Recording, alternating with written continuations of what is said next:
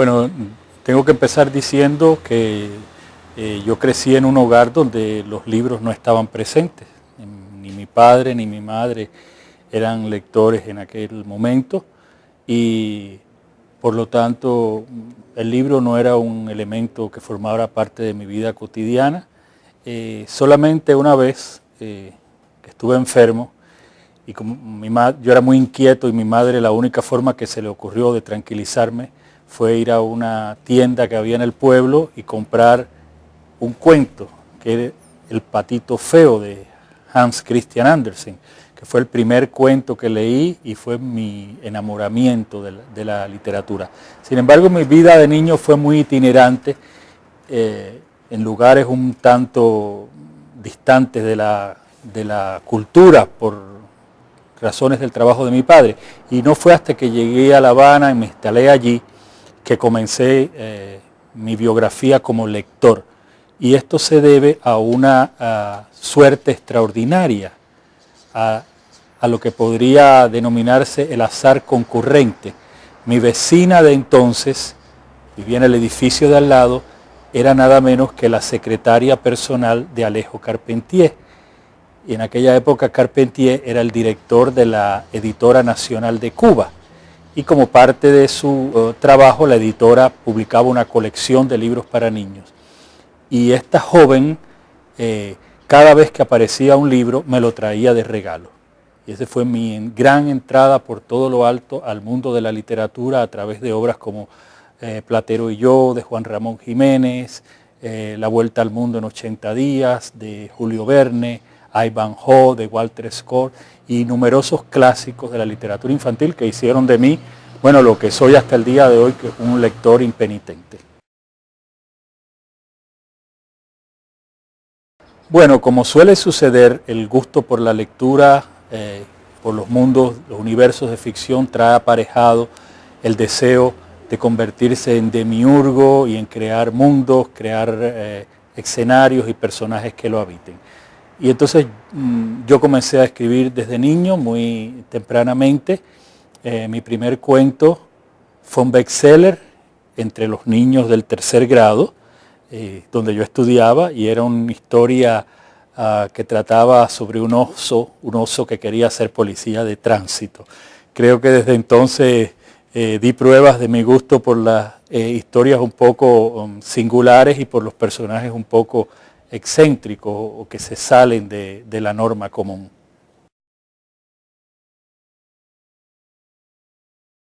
Bueno, yo soy de la teoría de que todo lo que has leído, desde lo más excelente hasta lo más deleznable, forma parte de tu bagaje como autor y todo influye en ti. Se convierte en paradigma de lo que quisieras lograr, de lo que aspirarías a lograr con tu escritura, o también en paradigma de lo que deseas evitar, de lo que del peligro que deseas sortear.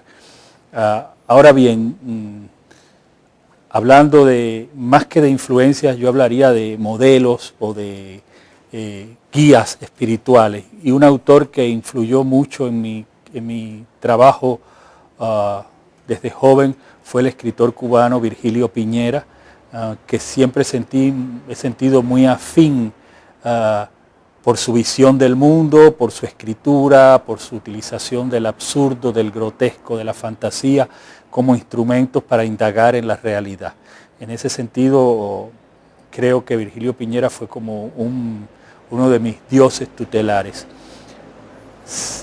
En cuanto a la composición, al estilo, siempre vi en la obra de Dulce María Loynaz un modelo de refinamiento de escritura al que yo deseaba aspirar. También en el caso del poeta Eliseo Alberto.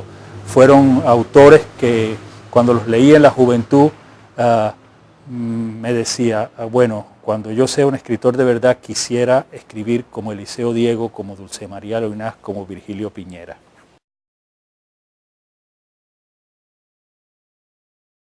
Bueno, yo no puedo decir que sea un adicto a la escritura.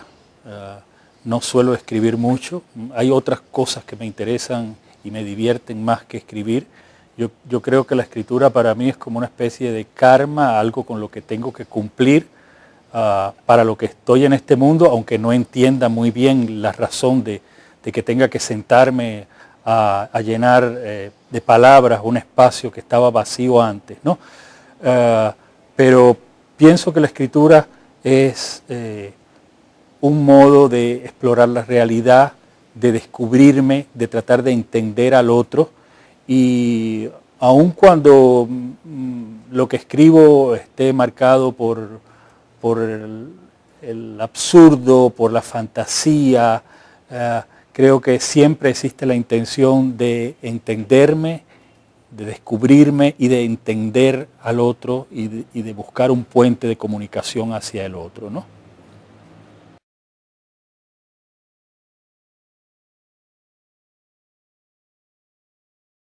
Bueno, aventurarse a dar un juicio sobre algo tan abarcador y tan vasto como la literatura iberoamericana es muy riesgoso. Yo, por lo que veo, por lo que leo, me doy cuenta de que existe una gran variedad de estilos, una gran variedad de tendencias, coexisten generaciones con intereses y con propósitos diferentes a la hora de escribir, y eso me parece muy saludable. Sin embargo, creo que hay cosas que todavía son problemas a resolver, y uno de ellos es la falta de circulación de esa literatura.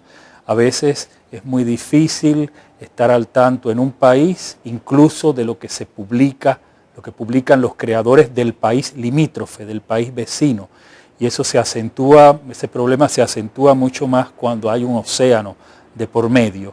Entonces, por eso hace que a veces sea difícil formarse un juicio acertado de lo que se está produciendo. Y más bien tenemos en ese caso que limitarnos a aquellos autores que han entrado en los circuitos de los grandes grupos editoriales y que a menudo no son los más representativos o los más afines con mis intereses como lector.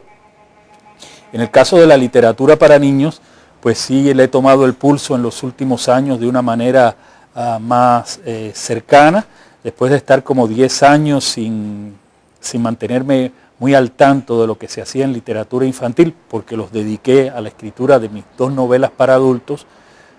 Soy un escritor de cocción lenta, 2 novelas me pueden tomar 10 años, pero en los últimos años sí he estudiado más, me he mantenido más al tanto de la literatura infantil porque me han pedido conferencias y estudios sobre la actualidad de esta serie literaria en Hispanoamérica.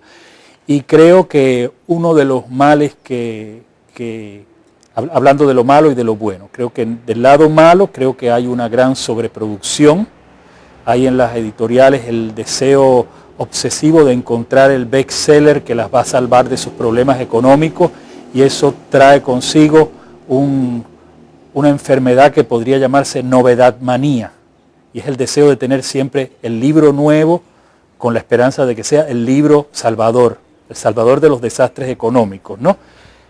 Pero si bien existe, bueno, eso en contra, también existe a favor el surgimiento de una nueva generación de escritores con una conciencia marcada de que la literatura para niños es literatura, no es una sierva de la pedagogía, ni de la formación de valores, ni de un ánimo utilitario. Y eso me parece muy importante, que jóvenes de talento, con una formación académica sólida, que no necesariamente circunscriben su trabajo creador a los niños, sino que alternan en la escritura de niños y de adultos, pues sean actores importantes en la literatura para niños iberoamericana en la actualidad.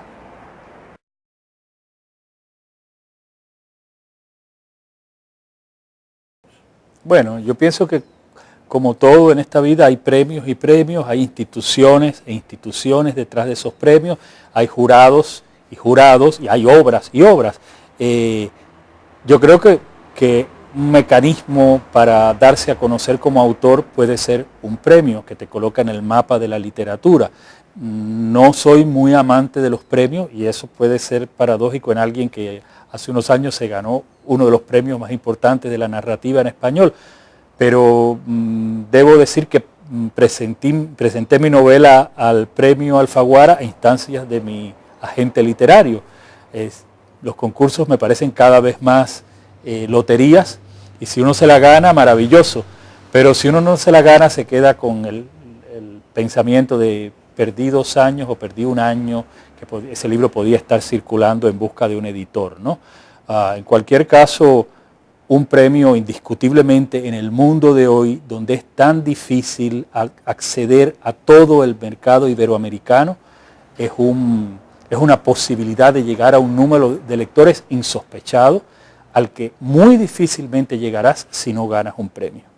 Entonces ya eso solamente ameritaría la participación, y en realidad ganarse un premio como el Alfaguara o el Planeta o el Casa América, más allá de lo que el premio representa en sí mismo, para mí su mayor importancia es el premio detrás del premio.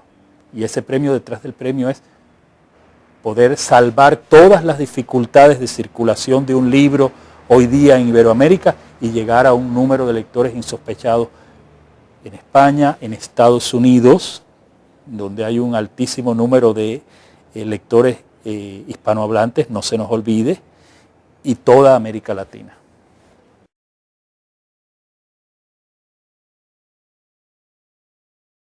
Bueno, a mí el futuro del libro no me desvela en lo absoluto. Para mí es claro que un libro es el soporte de una obra literaria, que es un cuerpo verbal, es una estructura de palabras. El libro es un soporte.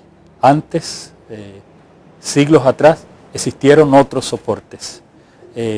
Quizás el que estaba acostumbrado a leer sobre las piedras, los signos grabados sobre las piedras, pensó que cuando éstas fueron desplazadas por otro medio de soporte, por un papiro o por un libro hecho con trapo, dijo, ¡ay, añoro la textura rugosa de la piedra! Y así sucesivamente, a medida que el libro, el soporte de lo que hoy conocemos como libro, fue evolucionando. Entonces, no me preocupa cuál será el soporte del futuro. Creo que todo el universo del libro electrónico está en pañales. Eso va a llegar mucho más lejos. Posiblemente el libro de papel que tanto añoranza ante su supuesta desaparición nos anticipamos a sentir, posiblemente desaparezca o pase un segundo plano dentro de 50, 100 años, ya sea un recuerdo muy desvaído, pero lo importante es que no muera la literatura y los lectores. Puede ser que en un futuro la literatura sea oleográfica, el libro oleográfico, no vamos a necesitar ni siquiera el iPad o el ebook para leerlo, sencillamente va a estar delante de nuestros ojos en el aire y iremos pasando las páginas. Bueno, quién sabe cómo podrá ser, pero lo que importa es que se conserve el gusto por la escritura y por la lectura. El soporte me tiene sin cuidado.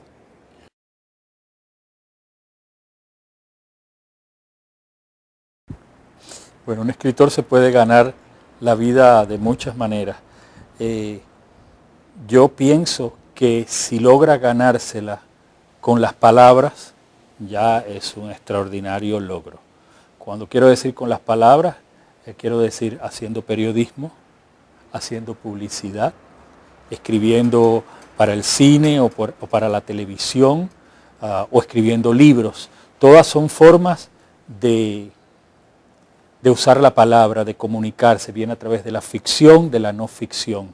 Yo pienso que vivir de la literatura es difícil, pero quizás sea más fácil vivir de la palabra que escribimos, de la palabra que comunicamos a través de una conferencia, de un curso. Entonces, yo he logrado vivir en ese sentido de la palabra.